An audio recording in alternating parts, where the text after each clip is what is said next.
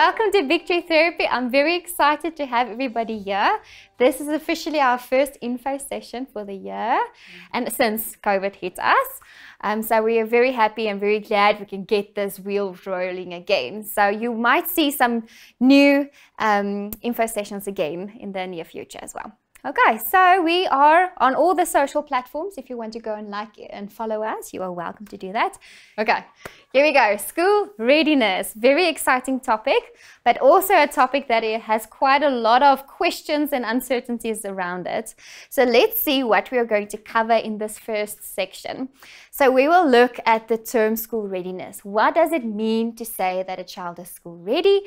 The factors that influences this readiness, the role players, that's also you, and we'll talk about the rest.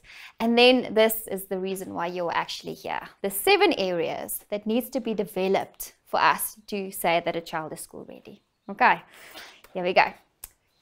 Okay, so school readiness is, if we look at a more formal, how can I say, description of what it is. We look at what Bridging with a Smile says. They say coping on a social, emotional, physical and perceptual level. So this is where the child attains a certain stage in their development where they are ready to integrate all those different areas and apply it to formal education. Let's see, Ahmad and Heafield says that they are actually using the school readiness assessment to predict is the child ready or not, but they've got a bigger focus on the emotional, the social emotional functioning, the cognitive and the academic readiness that goes with it. And I think what stood out with for me in this quote was that they're looking at the emotional maturity, their ability to engage with instructions, understanding directions, and then also looking at working together as a group with their peers, but also appropriate interaction with the teachers as well. Okay, let's look at what school readiness is not.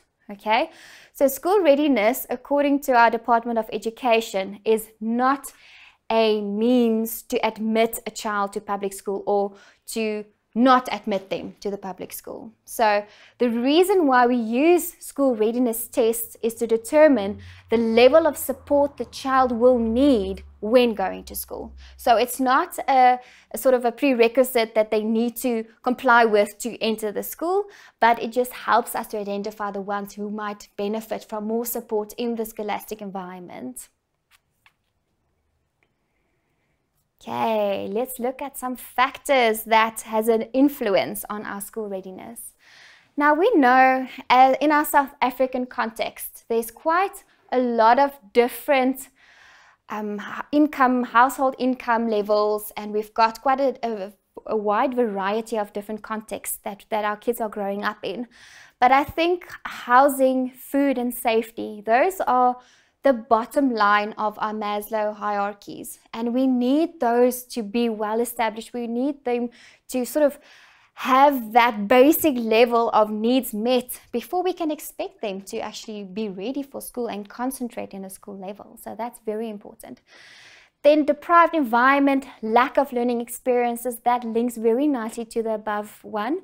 But also you can find that in a very affluent environment as well. I mean, if you only have electronics to play with, yes, it's fun for the children, but do they really develop all the skills that they need, specifically the gross motor and all the fine motor things as well? So this one goes both ways.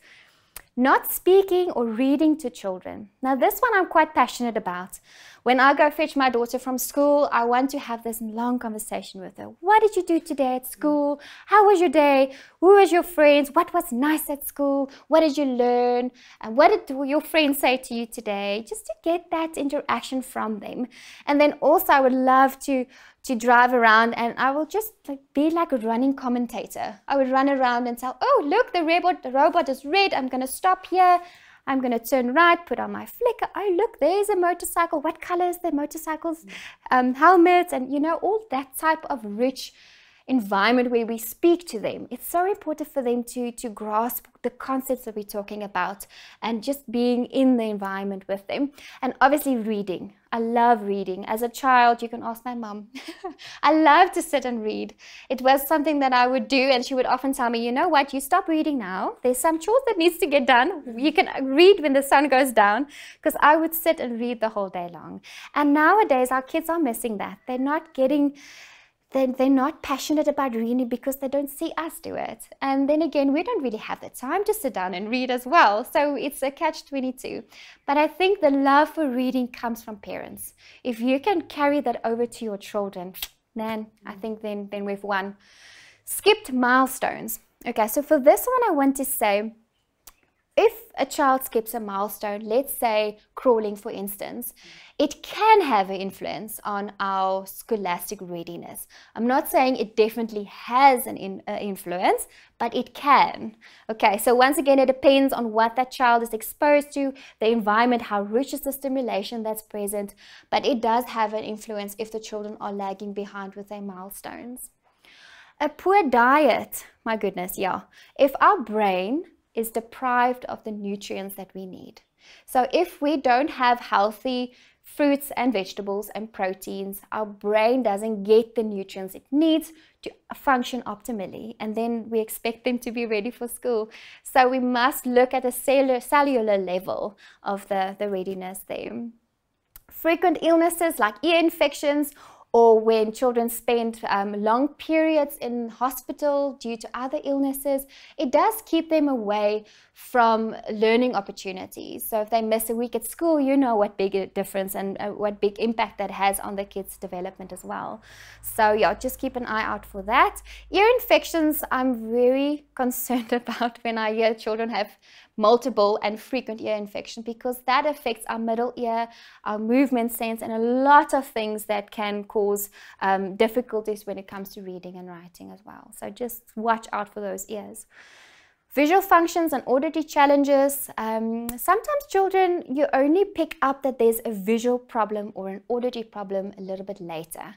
And then you realize, oh my goodness, this child missed out on this amount of time that they could have learned visual perceptual skills, or they could have been engaged with listening and responding type of activities. And then they're also a little bit behind.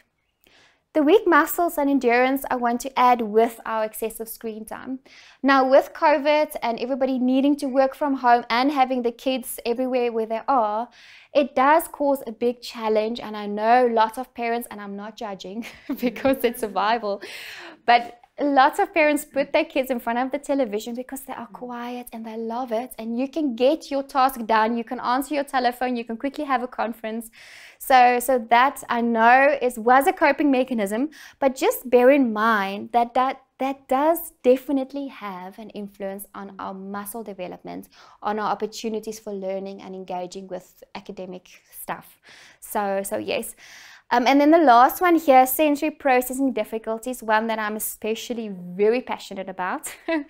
So our children need to be integrated on a sensory level. They need to hear, see, feel, the internal feeling of, oh, I'm hungry.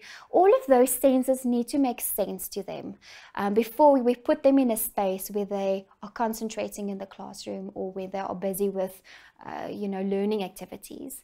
And once they don't have that skill, or they're so concerned or busy in their body with the sensory elements of what you're busy with, they miss out on what you're busy teaching them. They're not listening to you because they are, oh, this label is itching me, or I want to just feel how this paper feels like because I'm craving that touch, instead of listening to the teacher wanting you to cut out a picture, for instance. So yeah, just bear that in mind as well. Our role players, let's first talk about the parents. So school readiness starts at birth. Are you surprised? I hope not. But yes, it starts from day one. That's where you create opportunities, a rich environment for your child to learn, to engage with various activities. In the beginning, they manipulate items with items. Ooh, if I smash my hands together, it makes a sound. Ooh, if I cry, ooh, my mom comes. You know, that cause and effect relationships. Or it's very simple in the beginning, but it's very necessary, especially when looking at school readiness later on. So on that note, for the parents, I just want to encourage them to increase the difficulty level of the activities that they give their children and to stand back a little bit. Let them play with it. Let them try and figure it out, even if they don't succeed at it. Give them a chance. When they're asking you, see, oh, they're really frustrated now, come in and show them a little bit. But stand back and see what they do first before we jump in. Oh, we're so quick to just help, and then they don't really learn what we want them to show them. Okay. Balanced diet, we've spoken about this. We need healthy diet. Limit the sugar and the food colorants as well. Good sleeping routines. This is essential, especially if we take ourselves. If we don't sleep well at night, we are groggy, we don't concentrate well, we need coffee the whole time, and we're just not our best. So let's give our children the opportunity to be their best by teaching them good sleep habits. And I'm specifically using the word teaching them because sleeping habits are natural for some, but others need to be guided to encourage them to sleep well and to have that rest that they need. Limit screen time. I've said my say about screen time.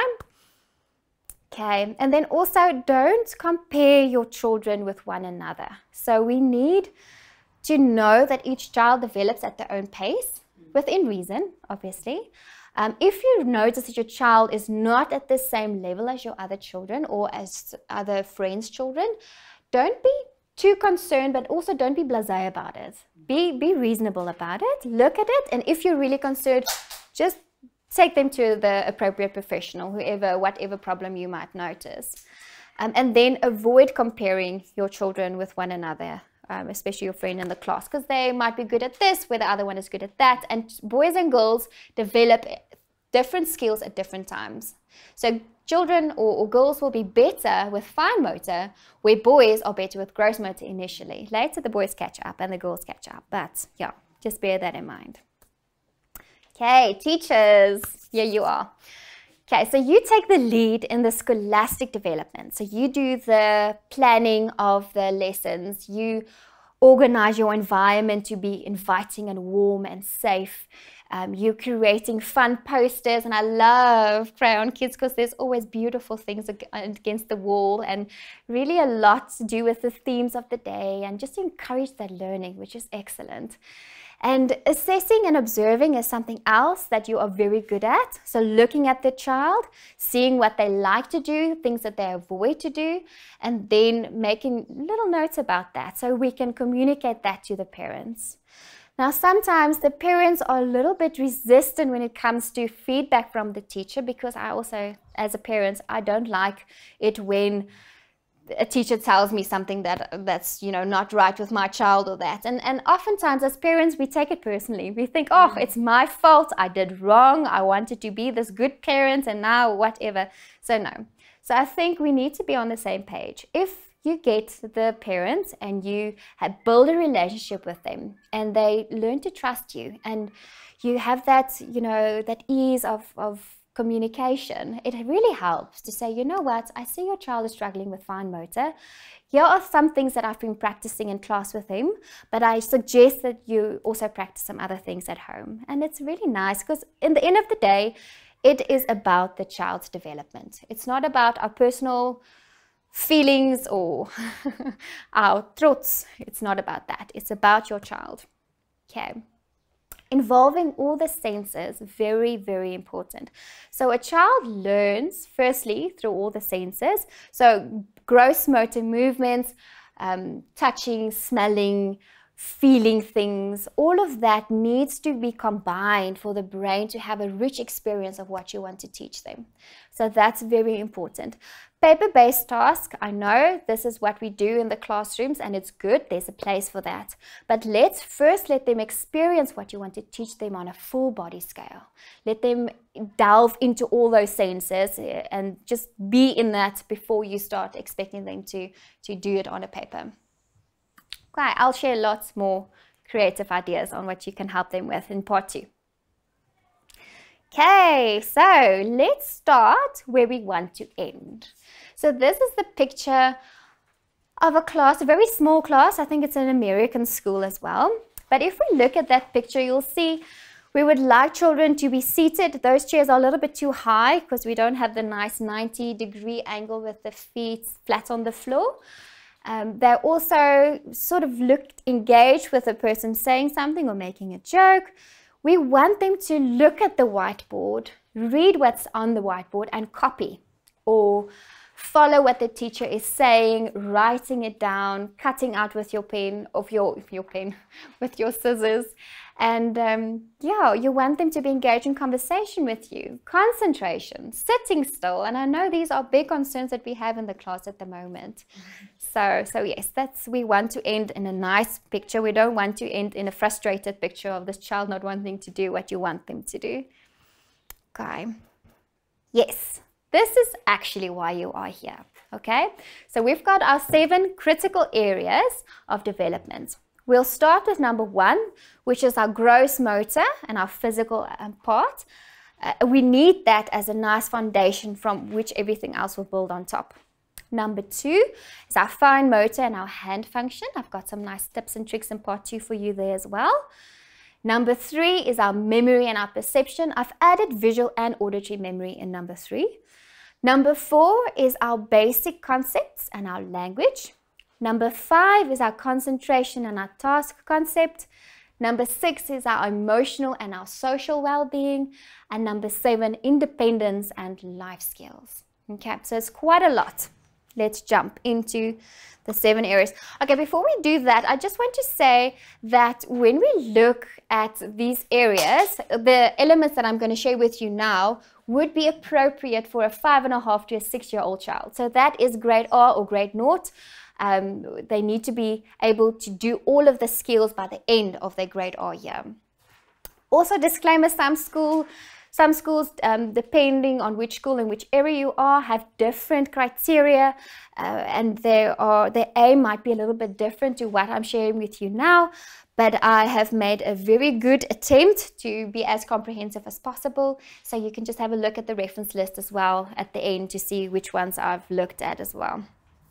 Okay, physical gross motor. So here we're looking at our postural stability. Now, postural stability has to do with your ability to remain upright in a seated position. So we need both our flexion and our extension postures to be equal and strong so that we can maintain an upright position. So the first part is the Superman or the banana pose. This is our extension. So they're lying flat on their tummies, lifting up their arms, lifting up their head, and then also straightening the back, the legs at the back. Only the stomach is touching the floor. They need to be able to hold this posture for 30 seconds. You can try it at home. It's quite difficult to keep it for longer. It's almost like a plank, except you don't use your shoulders. You just, yeah, it's more of the extension part. Then the second one is our flexion or our tight rock or ball. This is where you tuck yourself in, tuck in your neck, tuck in your tummy, and keep yourself in a nice ball format.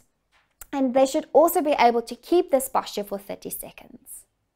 Our shoulder strength is very important because without shoulder stability, it's very difficult to have the mobility when we are writing with our hands later on. So this is essential. And we can see that or test that by looking at wheelbarrow walking, our unsung hero. We used to do wheelbarrow walking all the time when we were kids.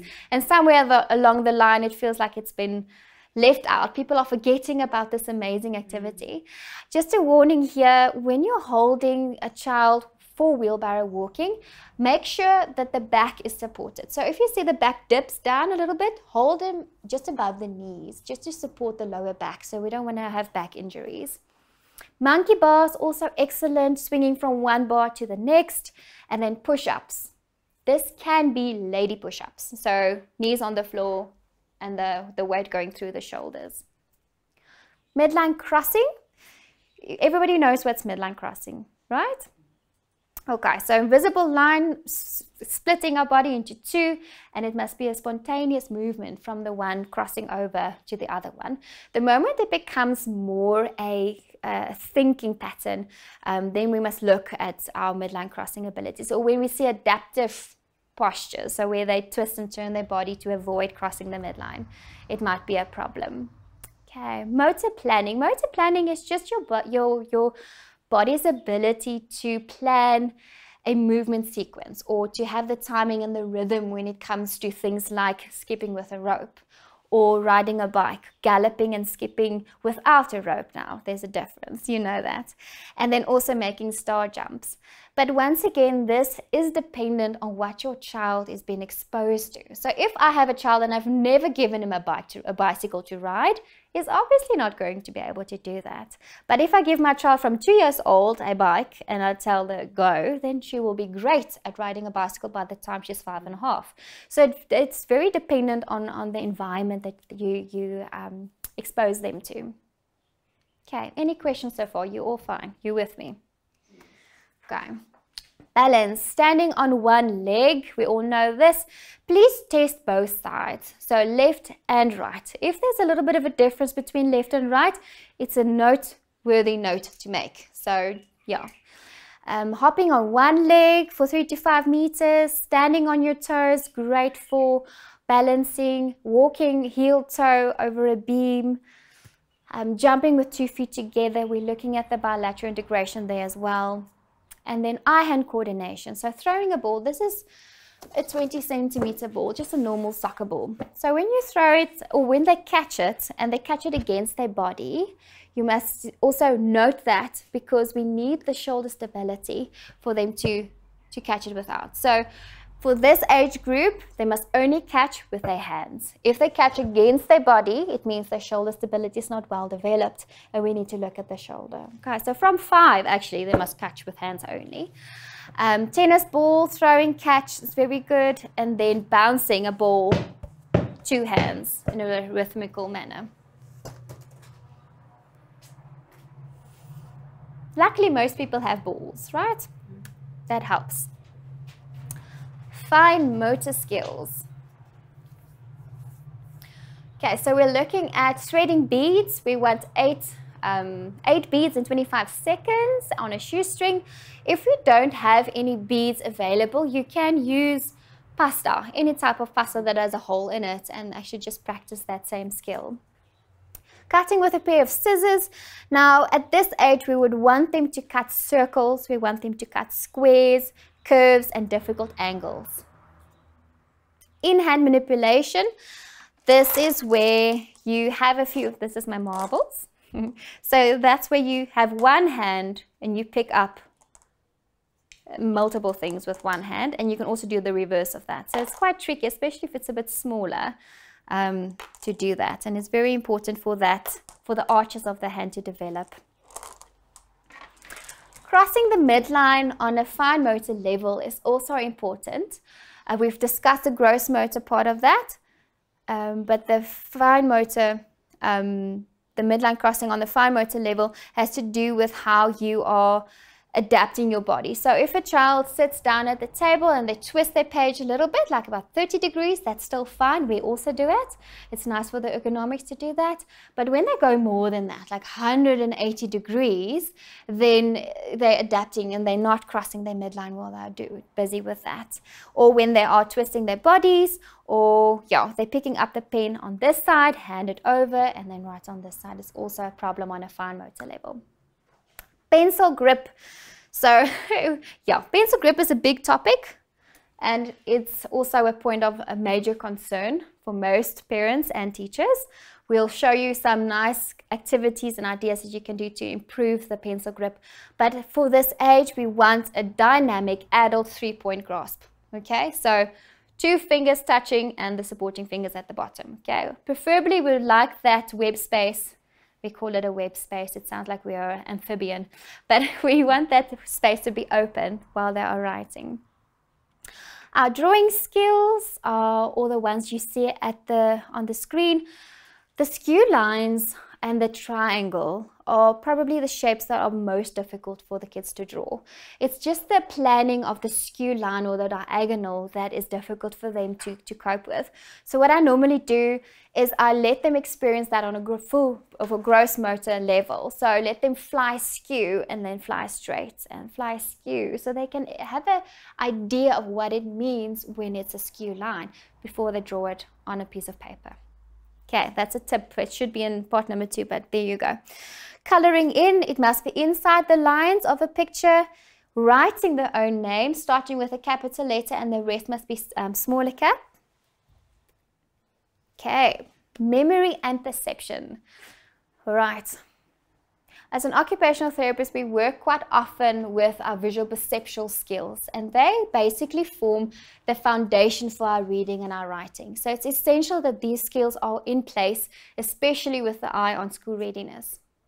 If you look at spatial awareness, this has to do with the child's awareness of their own body in relation to the things that's around them. Do I stand next to my little block pile? Do I stand on top? Am I in front? Am I behind? Can I go underneath something? And all of this is language that we need to use with our kids. So once again, with what I said earlier, when we are speaking with them in rich language, use things like standing on top, standing below. Go and fetch the red apple on top of your bed. Not that there will be a red apple on top of your bed, but you get the point. All right, so for them at this age, we want them to copy a complex 10-hole pegboard pattern. This is how it looks like. Okay, so pegboard, we all know this. It's common in most schools. And then we've got a picture. So this is 2D or two-dimensional to a three-dimensional level. So looking at the different dots and copying it on your board. This is what is expected of this age. When we look at visual closure, we want them to complete a brainy blocks picture. Brainy blocks also very common, and it's old as probably the oldest game there is, I think. But it is where you need to look at the space provided and see which shapes can fill that space the best. I'll show you. Okay, so this is a picture without visual closure. There's no visual closure here. This is a picture with visual closure. So now you need your visual closure to see which shapes will fit the best in the white spaces. All right? And in this case also we need to help them to see, if I put two triangles together, I can form a square, but it also depends on what type of triangle you give them, because this is not a square, this is a diamond. Okay, some kids get really confused when it comes to these ones. Okay, figure ground. I love to make a joke with figure ground, especially when there's men around. Because it's normally the men that battles with figure ground. Sorry about the two men in our audience today. But this is where you ask your husband to please go and fetch the jam in the cupboard. And they stand in front of your cupboard and they're looking for days. They can't find the jam. Then you walk past and you're like, oh, there it is. They don't see it. Another word for this is clutter blindness. They don't see a specific item in a busy background. And we need to start teaching our children from a young age so they don't frustrate their wives one day. Okay, so another idea or another practical picture is a I Spy page. So you can find this on our Pinterest. We also have a Pinterest page, by the way. So you can find lots of ideas that looks like I Spy, but the more common one is Where's Wally? So finding that little person in that very busy background is very good exercise. Analysis and synthesis, that's a tongue twister. You have to see that the child is able to build a puzzle 20 to 30 pieces at this age. Now, puzzle building is sort of like saying how long is a piece of string, because puzzles differ from each other. Some puzzles are easier in terms of the picture and the size of the pieces, and others are smaller but more complex and more difficult. So it really depends on what your puzzle looks like. But generally, for this age, a 20 to a 30 piece puzzle is appropriate. It must also be a novel puzzle, so something that they're so used to and they know what it is. It's very easy for them just to build it, and it's fine because they're working from memory. And some kids are very clever. They baffle us. They just go from memory and not the actual visual perceptual skill. Form constancy is the ability to just know that a square is a square no matter what you do to it. So if I turn it on its side, it still remains a square. If I make it smaller, if I color it in, it remains a square. Now that ability we need, especially when recognizing written names and also different letters and numbers. Visual distinction or visual discrimination, I know both terms can be used, is where they look at small differences between letters and numbers. So those two people, there's a small difference between the way the feet are pointed as well as the arms position as well. So, and we need that, especially when the little kiddies start learning about B, D, P, and Q, because they're confused where the belly and where the legs should be, and then we've got a little bit of a confusion there. I also want to add on that topic, it is appropriate for a grade 1 to confuse B's and D's because they're still learning about it, okay? But make a note, if it's something that's persistent and not something that's improving, we have to look at that. Visual memory, so they need to remember at least 6 to 8 objects out of an array of 10 items, okay? Any questions with regards to our visual memory? Everybody's happy? Okay, auditory perception. So here we have to listen to words and identify sounds. If you have any concern related to auditory perception or the language around the auditory perception, please refer to your speech and language therapist. They are excellent at auditory perception. Like OTs are excellent with visual perception. The auditory perception is the speeches area. So for instance, when you ask them to repeat 4 colors or 4 shapes, they must be able to repeat it verbally for you. When you read a word and you ask them what letter, what sound does this word start with, like cat, it starts with k, okay? The same with the end sound as well as the sound pattern. So if you hear a word banana, ba-na-na, that type of auditory perception is very needed for our school readiness. Okay. Basic concepts. So they need to identify and name the following shapes. So we've got a square, a triangle, a circle, a rectangle, a diamond, a star, a crescent. Most kids tell me that's a moon, a cross, and an oval. And then they must know the differences between an oval and a circle, a rectangle and a square. Now you'll see the differences here links back to our visual perception of the visual discrimination that we've just spoken about as well. For colors, they need to be able to name all the colors. They must color in appropriately with the appropriate colors when they do a picture. And they must be able to arrange one color in different shades. So a dark blue to a lighter blue. In terms of size, they must be able to understand that my gate is this big, but it's just because I'm this far away from my gate. And then looking at, if I give them 3 different sizes, they must tell me which size is the middle one. Not the biggest, not the smallest, but the medium size. Looking at concepts, once again, our language comes in here. Looking at concepts like thick and thin, short and tall, bigger and smaller. So you'll all agree that what we have here, there goes one, red circles. Okay, the difference is just the size and the thickness. Okay. Okay, I must also arrange 5 objects from the smallest one to the largest one. Body concept, yes. Okay, so identify and name all the basic body parts, including our joints, the less common body parts, like our shoulders, our elbows, our knees, our ankles, our wrists. It's quite interesting to see how often children confuse elbows with shoulders or wrists with ankles. So just have a look at those specific body parts. They must also know the function of each body part. So the basic body parts. I look with my eyes. I smell with my nose.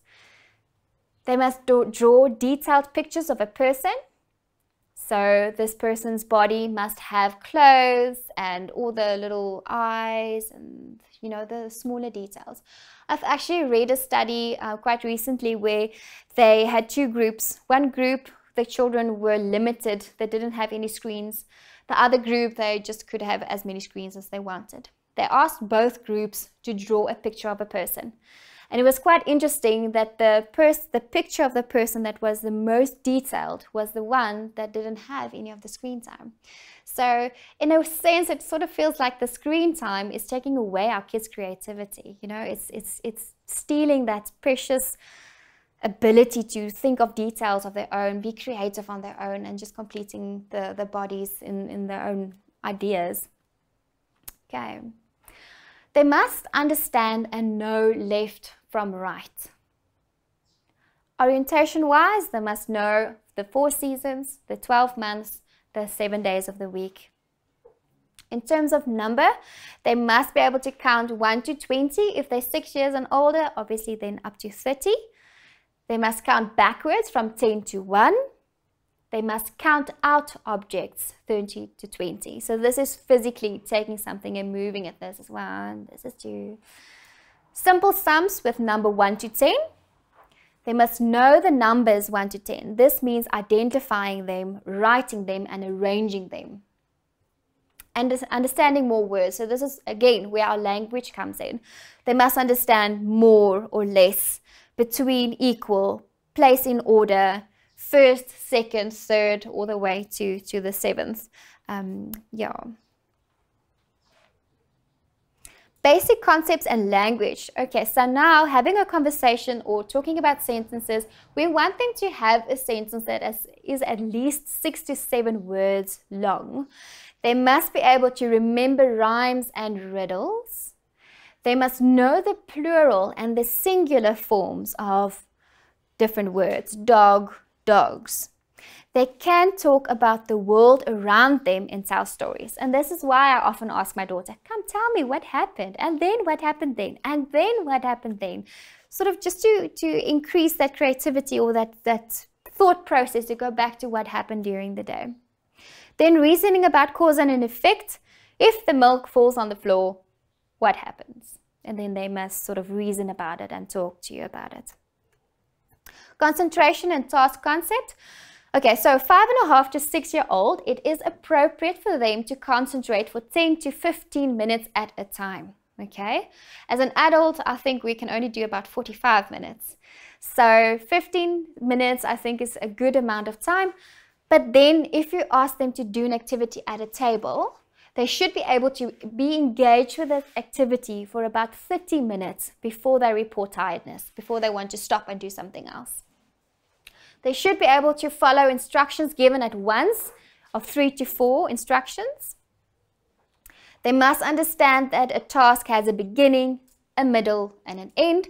And after their task and the activity has completed, they should be able to pack it away, put it where they found it. Looking at our emotional and our social abilities, here it is, some of these things feel like it's like natural, you know, you want them just to know this, but some of them don't, they just don't. And we need to make sure that we teach this to them.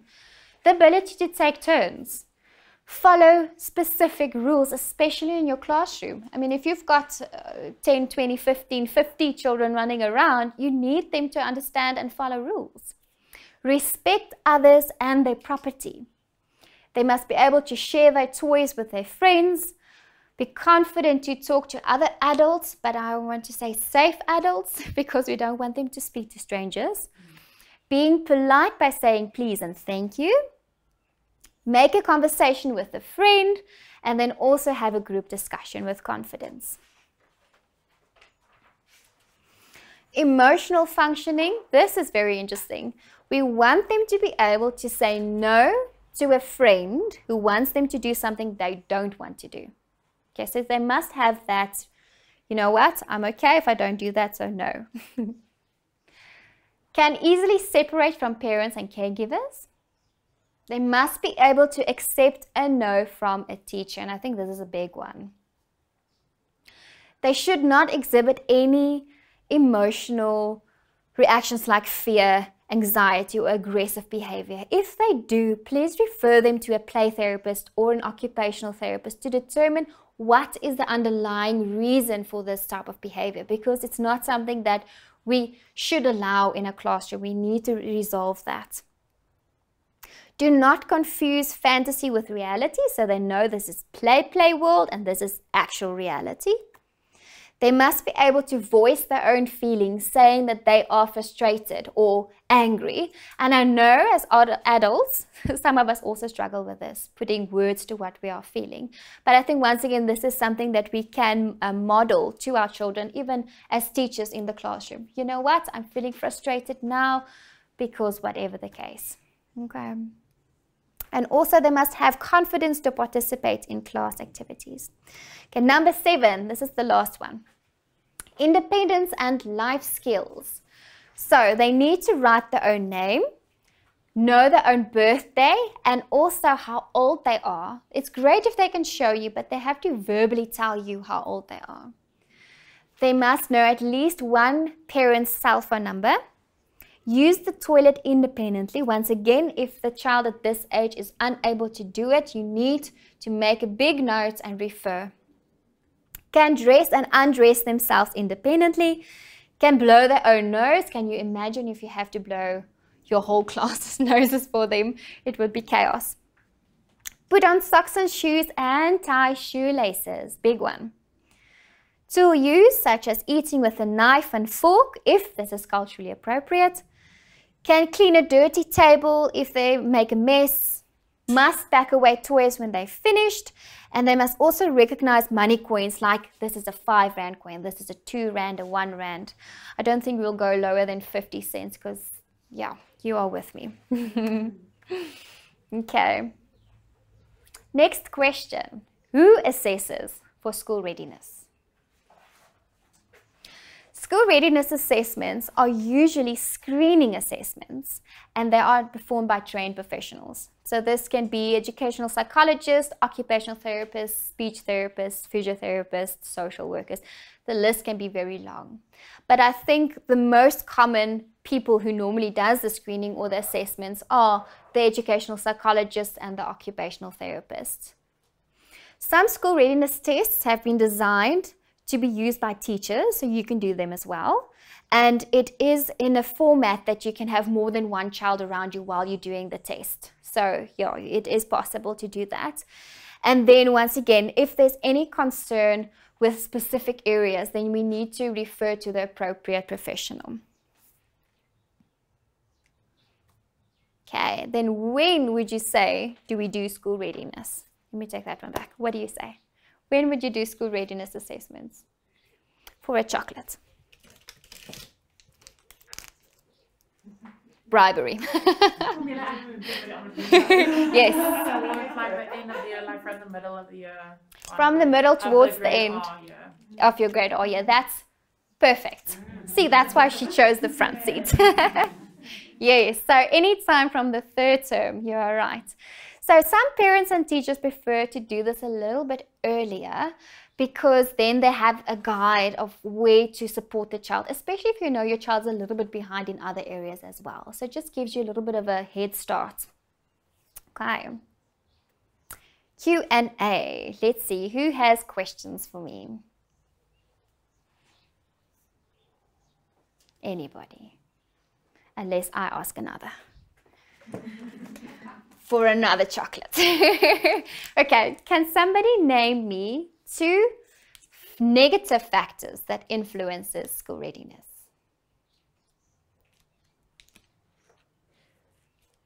Okay, I'll answer. Screen time and, like Nikita says, poor diet. Yes, poor diet, and I'm giving you chocolates. All right. Okay, maybe another question. Let's see. Who assesses school readiness?